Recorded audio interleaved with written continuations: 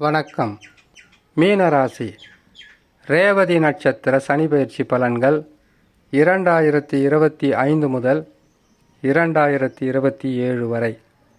வருகின்ற 29 மார்ச் மாதம் 2025 சனி பகவான் பயிற்சி பெறுவார். இருப்பதிலேயே சனி பகவான் கடுமையான கஷ்ட நஷ்டங்களை தரக்கூடிய ஸ்தான பலம் என்றால், ஜென்ம ராசியில் சனி பகவான் அமருவதும் 8ஆம் இடத்தில் அஷ்டம சனியாக அமருவது தான் பல வகையான கஷ்டங்களாக இருக்கும். விரய சனியில் விரயங்கள் அதிகமாக இருக்கும். அதை கடந்து ஜென்ம சனியில் சனி பகவான் அமரும்போது அவர் இருக்கின்ற இடமும் பார்க்கின்ற பார்வையும் பல வகையான கஷ்ட நஷ்டங்களும் துன்பங்களும் தரக்கூடிய ஸ்தானமாகவே இருக்கும். ரேவதி நட்சத்திரத்தில் பிறந்த உங்களுக்கு ஆரம்ப தசா புதன் தசாவாக இருக்கும். புதன் தசா முடிந்தவுடன் கேது தசா ஆரம்பமாகும். கேது தசா முடிந்தவுடன் சுக்கிர தசா ஆரம்பமாகும். இப்படி தசாக்களை நடத்தக்கூடிய கிரகங்கள் வலிமையாக இருந்துவிட்டால் பெரிதளவு உங்களுக்கு கஷ்ட நஷ்டங்கள் இருக்காது. கவனிக்கணும், பெரிதளவு இருக்காது. ஆனால் கஷ்டங்கள் இல்லாமலே போவதற்குண்டான வாய்ப்புகள் இல்லை.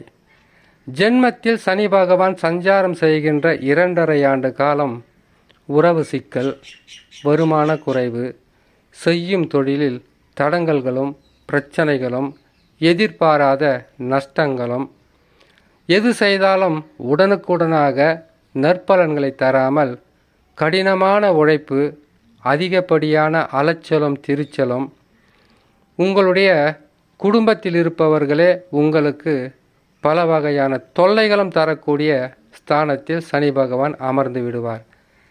சனி பகவான் எப்பொழுதுமே அவர் 7.5 சனியாக இருந்தாலும் சரி, அவர் அர்த்தஷ்டம சனி, கண்டக சனி, அஷ்டம சனியாக இருந்தாலும் சரி, அவர் செய்கின்ற பாதகமாகப்பட்டது முதலில் உங்களுக்கு வருமான குறைவை தருவார். உடல் நலத்தில் சில பாதிப்புகளை கொடுப்பார். மனநலமும் பாதிக்கும். வருமானம் குறையும் போது குடும்பத்தை நடத்த முடியாமல் பல வகையிலும் சிக்கல்களை கொடுப்பார். நல்ல தசாக்களாக இருந்தால் உங்களுக்கு வருமானம் வரும், பற்றாக்குறையாக இருக்கும். தசாக்களாகப்பட்டது கடுமையான பாதிப்புகளை தரக்கூடிய கிரக தசாவாக இருந்தால் வருமானம் என்பதை பெறுவதற்கே நீங்கள் படாத பாடுபடக்கூடிய ஒரு சூழ்நிலையாக இருக்கும். இந்த நேரத்தில் குடும்பத்தில் ஒற்றுமை குலையும். ஒன்றின் பின் ஒன்றாக ஒவ்வொரு பிரச்சனையும் தலை தூக்க ஆரம்பிக்கும். இதில் உங்களுடைய தசா வலிமையாக இருந்தால் எத்தகையான பிரச்சனைகளாக இருந்தாலும் அதிலிருந்து மீண்டு வருவதற்குண்டான வழி உடனுக்குடனாக கிடைத்துவிடும். உங்களுடைய சொந்த ஜாதகத்தில் லக்கினத்திலிருந்து அமர்ந்த கிரகங்கள் நல்ல நிலையில் இருந்துவிட்டால், ஆட்சி உச்சம் பெற்று கேந்திர திரிகோணங்களில் அமர்ந்த கிரகங்கள் நட்பு சமமாக இருந்தால் பெரிதளவு பாதகம் இருக்காது. பெரிதளவு தான் பாதகம் இருக்காது. பாதகம் என்பது இல்லாமலும் இருக்காது.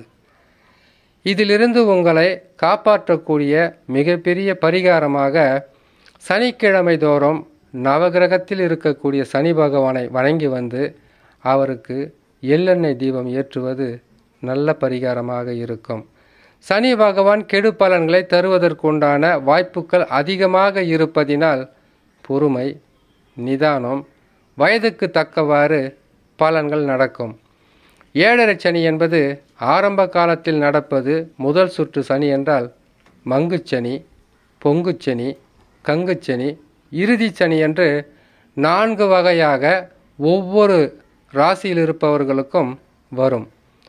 இந்த ரேவதி நட்சத்திரக்காரர்களுக்கு இது முதல் சுற்று சனி மங்குச்சனியாக இருந்தால் மிக கவனமாக இருக்க வேண்டும். காரணம், அவர் கஷ்ட நஷ்டங்களை அதிகமாக கொடுக்கின்ற சனியாகவே மாறிவிடுவார்.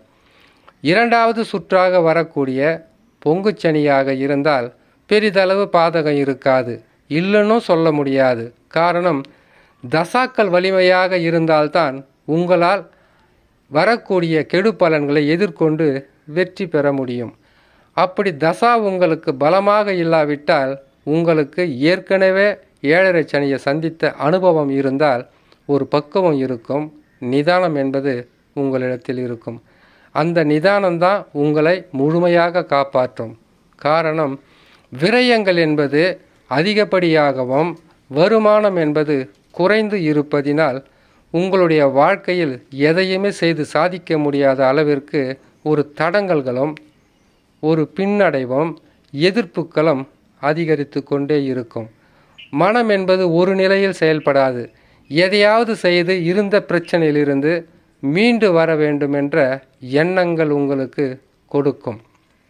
தசாவும் உங்களுக்கு பாதகமாக இருந்தால் இரட்டிப்பான கெடு பலன்களை கொடுத்து விடுவார்.